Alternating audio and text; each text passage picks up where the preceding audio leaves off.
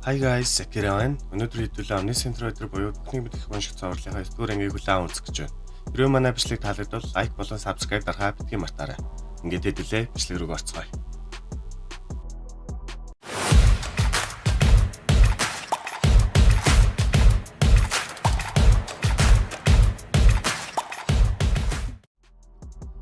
Зя манай 9 дугаар анги догжаа ийм гайхалтай хамтрагчтай би ч азтай юм аа.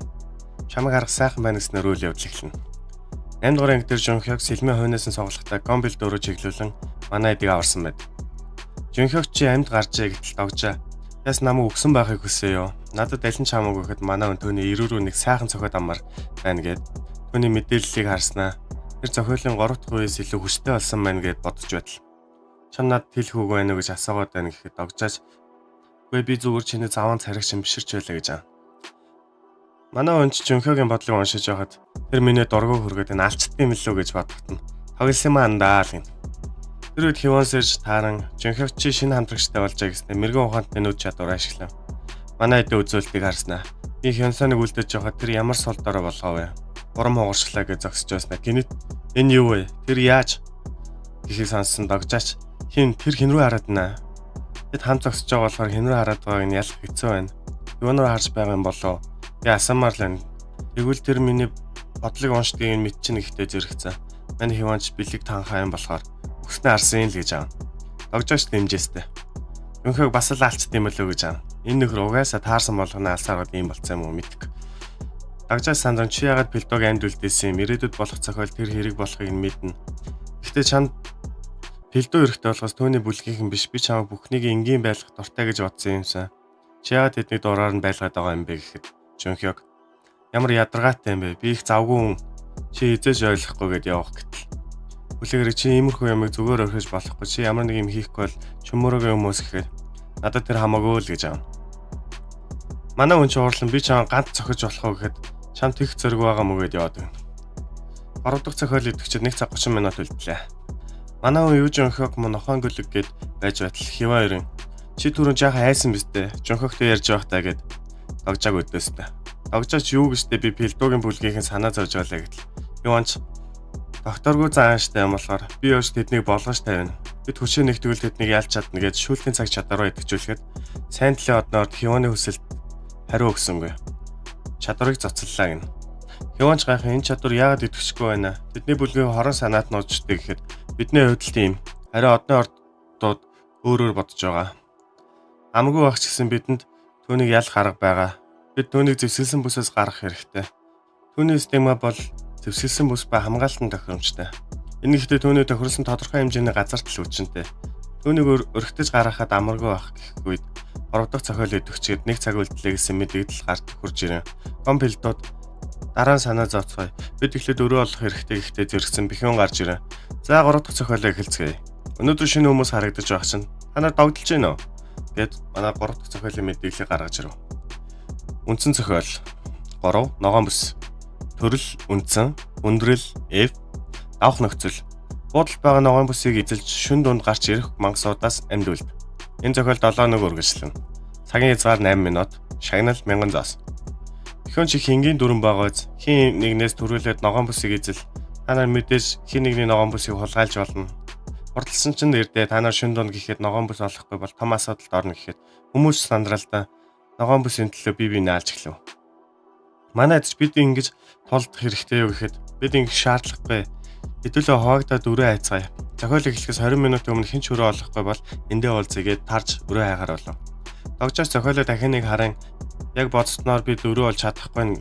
Тэгэхээр бидэнд хоёр л сонголт байна. Тэд ихтэй гэм зэмгүй хүмүүсийн амийг өөрснийхөө сольж чадах болоо гэд уцаа ширтэж байтал. Өө чи юу гээд байна? Хоосон дэлгэц рүү ширтээд байх юм. Одны ордод өөдөж байна гэхэд. Хоосон дэлгэц чи энийг хэлээд байна уу? Имэж чи одоо яачаад байгаа? Чи наана зүгээр суугаад байвал үхэн.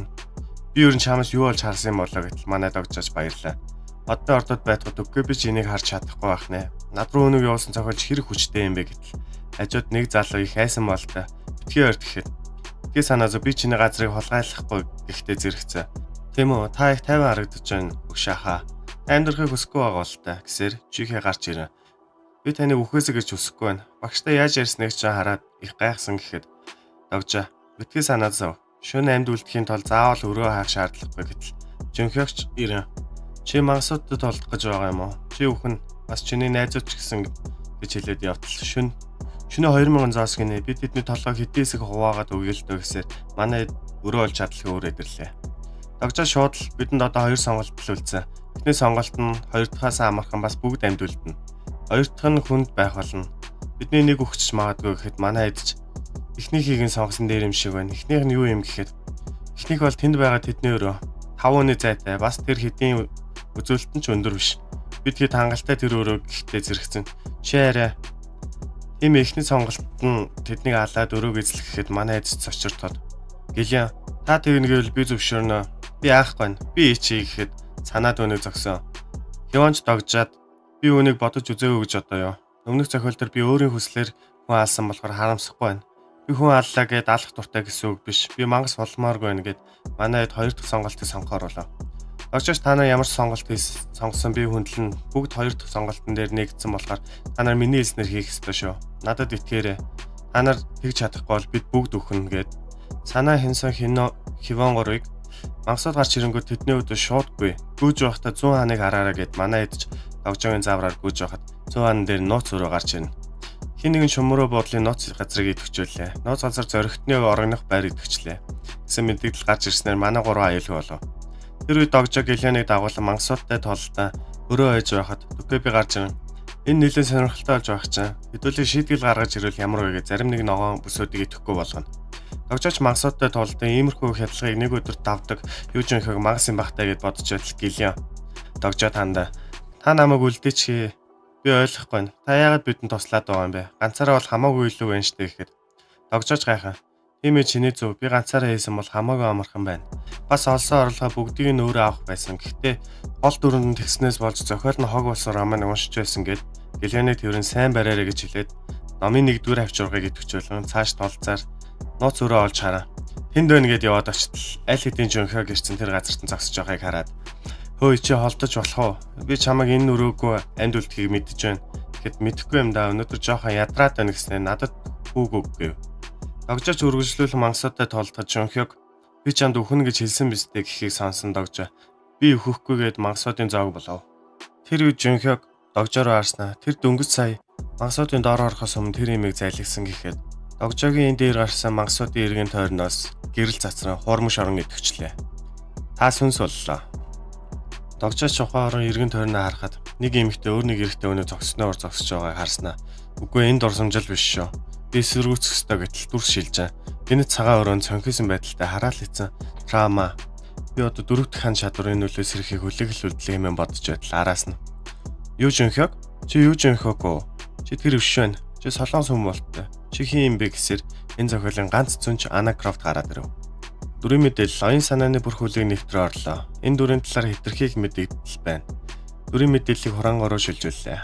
Дүрийн хураангүй. Нэр Ана Крофт. Тодотгол зүнч, домогт, аврагч, домогт. Хувийн чадвар ирээдүг харах левел 5, өнгөрснийг харах левел 3, зүүн бэлэг левел 4, худал илрүүлэгч левел 4. Манай хүн шууд Ана Крофт гэтэл чи намайг яаж мэддэг юм?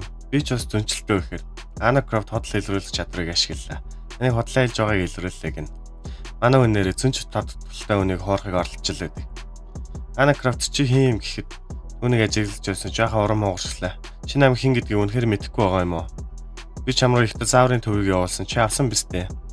Чи төвийн шидийг ашиглаж төрийн нүдний цэцгийг өөрийнхөө нүдэнд суулгасан биз дээ гэтэл Ана Крофт гайхаа.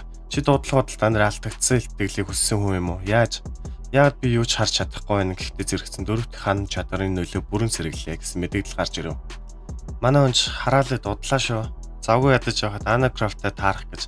Энэ ч муу шүү. Манай хэд гайгүй байгаа болов. Юу ч өнхөө гэлэнийг алчсан бол яах вэ хэмээн бодож байхад догжоогийн хорон санааг устгах чадвар нэгтгэж догжоо сэрлээ. Манай хэд ч баярлан зохиол дууссан бид чадсан гэхэд баярлах эрт байна. Бид нэг өдөр л амьд үлдсэн. Бидэн дахиад 3 өдөр бий гэснэ гэлэнийг асуухад өө гэлэн тэндгээ тартал. Жөнхөг гэлэнтэй нэг чухал юм ярин чи надтай хамт явахгүй гэдэгт итгэлтэй байна уу гэхэд гэлэн тиймэйл гин. Манай хүнч жөнхөгийн бодлыг уншихад тэр муу азтай навш би түүнийг одоохондоо амьд ойлгож л байхаас надад цаг алга би өнөөдрийн төлөвлөгөөн дээрээ ажиллах хэрэгтэй байна гэдээ яваадаг. Гэлэнч догжоог харсандаа баярлалаа. Манай студент туслаа. Тэр Хэрвээ манай бичлэг таалагдвал лайк болон subscribe дарахаа битгий мартаарай. Ингээд хэдүүлээ дараагийн бичлэгээр уулзлаа. Түр баярлалаа.